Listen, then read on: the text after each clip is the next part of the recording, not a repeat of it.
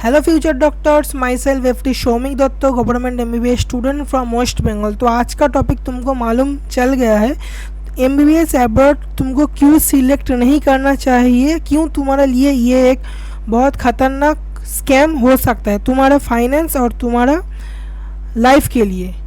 जो चैनल पे नए आए हो वो चैनल को ज़रूर सब्सक्राइब कर देना नीट रिलेटेड अपडेट और ऐसा वीडियो पाने के लिए। तो चलिए शुरू करते हैं। एमबीबीएस अब्रॉड क्यों स्कैम है, इसके लिए तुम पहले जान लोगे तुमको एमबीबीएस अब्रॉड जाना ही क्यों है। क्योंकि अगर तुम्हारा मार्क्स बहुत कम है तो तुमको एमबीबीएस अब्रॉड जाना चाहिए। तुम और तुम्हारा घर वाले ये तुमको बोलेगा, पर ये बहुत एक गलत कॉन्सेप्शन है। क्यों ये गलत है? क्योंकि अगर तुम इंडिया से एमबीबीएस कर रहे हो, इंडिया से कोई गवर्नमेंट प्राइवेट कॉलेज से एमबीबीएस कर रहे हो, तो वो तो तुम्हारे लिए बहुत आसान होगा।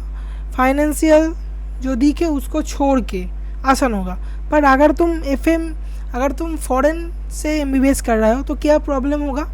पहले तुम क्यों करोगे? क्योंकि कट ऑफ अगर कम तुम्हारा नहीं हो रहा तो तुम ज़रूर से ज़रूर जाओगे, और पीयर प्रेशर बहुत ज़्यादा इफ़ेक्ट करता है। तो यहाँ क्या होगा, लो फीस रहेगा और ईजियर एडमिशन, बहुत इजीली तुमको एडमिशन मिल जाएगी, इसलिए तुम प्रेफर करते हो।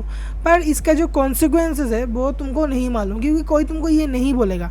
यूट्यूब पर बहुत सारा ऐसा प्रमोशन लोग कर रहे हैं पैसे के लिए, मेडिकल स्टूडेंट ही कर रहे हैं पैसे के लिए, क्योंकि उसको पता है उसको अगर तुम किसी को फॉरेन में भेज दिया तो उसको बहुत ज़्यादा कमीशन मिलेगा। कितना कमीशन मिलता है तुमको ये भी जान लो, 50,000 to 1 लाख उसको एक स्टूडेंट के लिए कमीशन मिलेगा। उससे ज़्यादा भी मिल सकता है।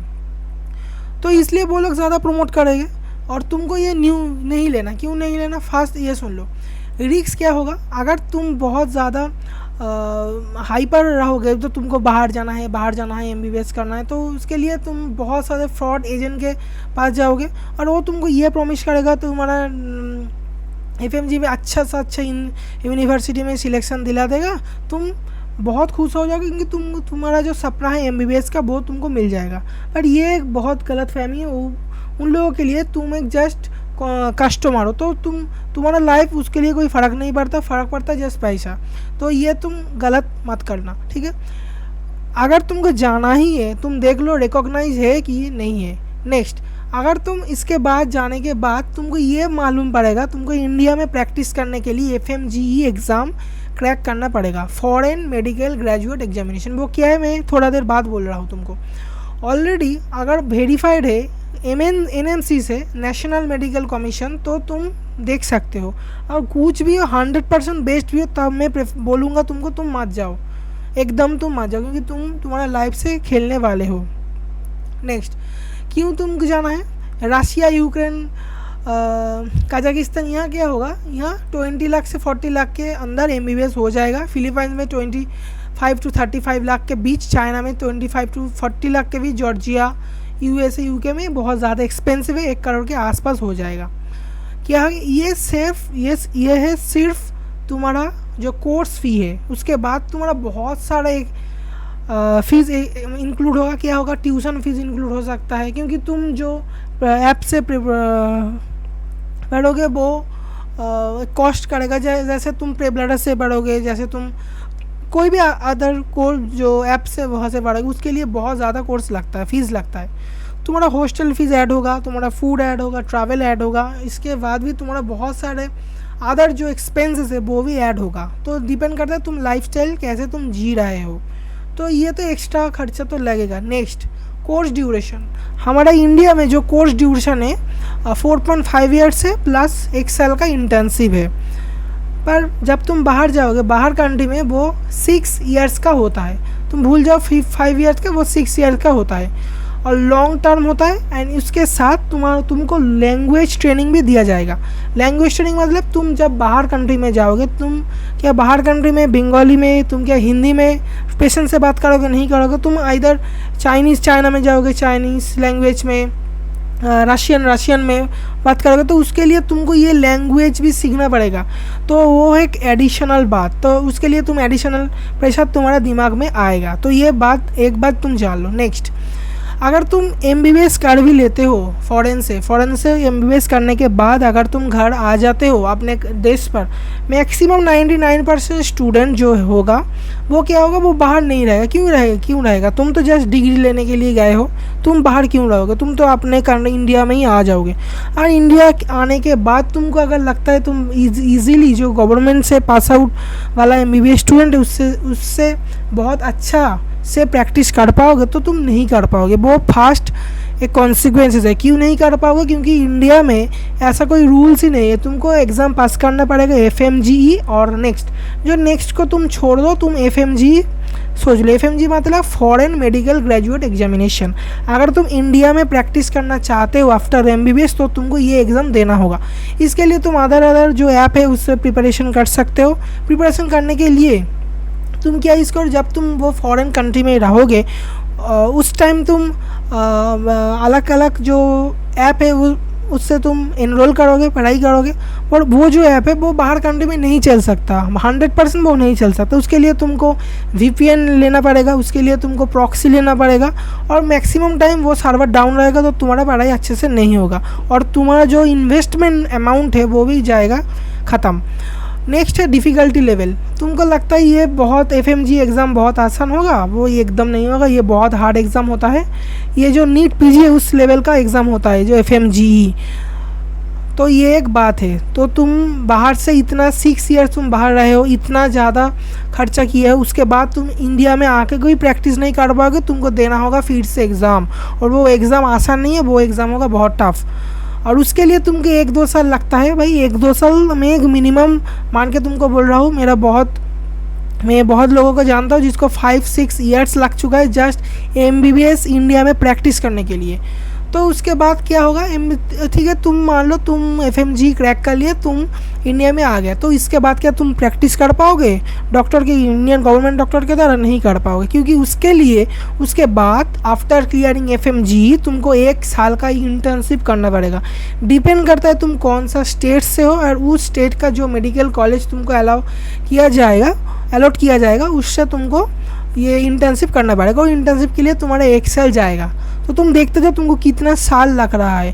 तो MBBS तुम हो जाए, आप तुम प्रैक्टिस कर पाओगे। हाँ, अगर MBBS तुम अभी प्रैक्टिस कर पाओगे तो हाँ प्रैक्टिस कर, क्यों लोग तुम्हारे पास पेशेंट क्यों आएगा? क्योंकि बहुत ज़्यादा जो स्टूडेंट है जो MBBS पास करके जो बैठा है, जो डॉक्टर है, वो उसको ज़्यादा प्रायोरिटी मिलेगा, क्योंकि तुमको नहीं मिलेगा। ये बात अच्छे से जान लो।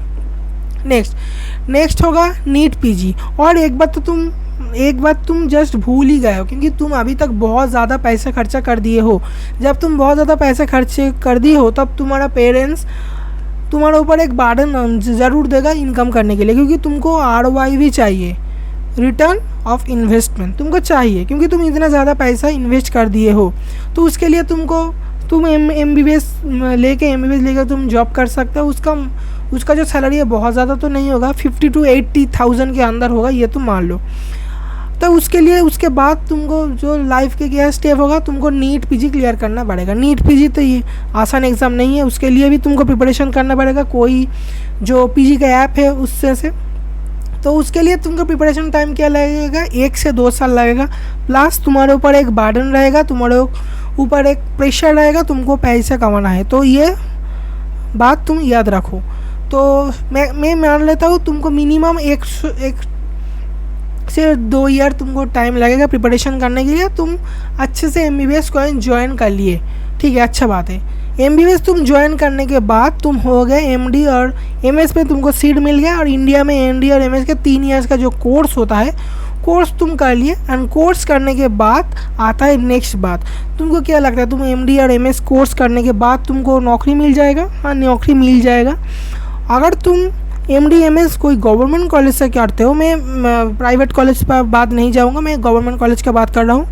3 साल करने के बाद तुमको करना होगा SRC, क्योंकि तुम गवर्नमेंट कॉलेज से बैठ रहे हो तो तुमको गवर्नमेंट को एक सर्विस देना पड़ेगा।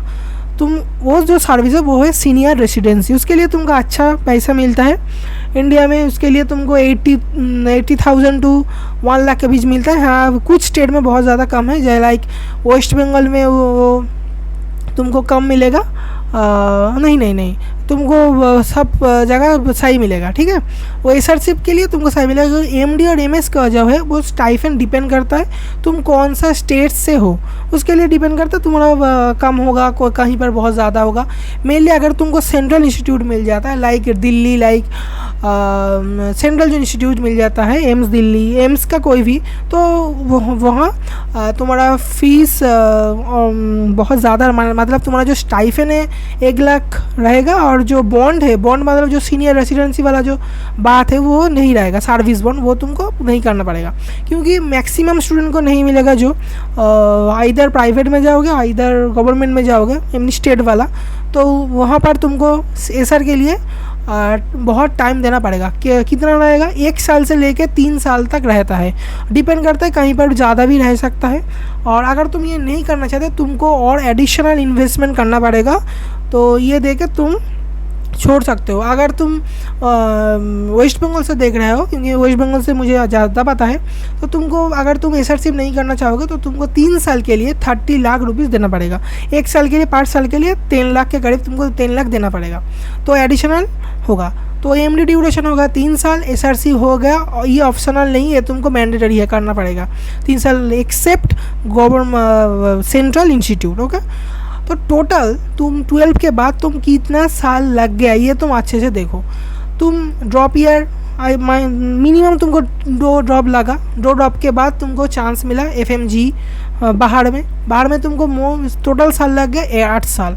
उसके बाद तुम एफएमजी का प्रिपरेशन किया 2 साल, 8 और 2 10 years, internship 1 year 11 years, NEET PG preparation 2 years 13 years total हो गया। अब एमडी और एमएस कोर्स के लिए कितना लगेगा, मैं ये मिनिमम पकड़ रहा हूँ, तो 13 ईयर्स के बाद और जो कर लो 16 ईयर्स, और एसआरशिप के लिए 16 और 3 19 ईयर्स, तो तुमको 19 ईयर्स लगेगा। अगर तुम्हारा जो गैप है, जो ड्रॉप ईयर थे, वो 1 से 2 साल है, ये 19 ईयर्स तुमको लग जाएगा। अगर तुम्हारा ड्रॉप ईयर नहीं है तो वो अगर तुम पैसा इन्वेस्ट करके दे सकते हो तो तुम्हारे लिए ये बेनिफिशियल हो सकता है। पर मैं यही बोलूँगा, तो ये बात तुम सब लोग यही बोल रहे हैं, तुम एडमिशन लो, और तुम्हारा पेरेंट्स यही बोल रहे हैं बाहर कंट्री में एडमिशन लो, बहुत अच्छा होगा, पर तुम ये तो अच्छा बात है जान रहे हो, पर जो नेगेटिव बात है वो तुमको कोई नहीं बताएगा।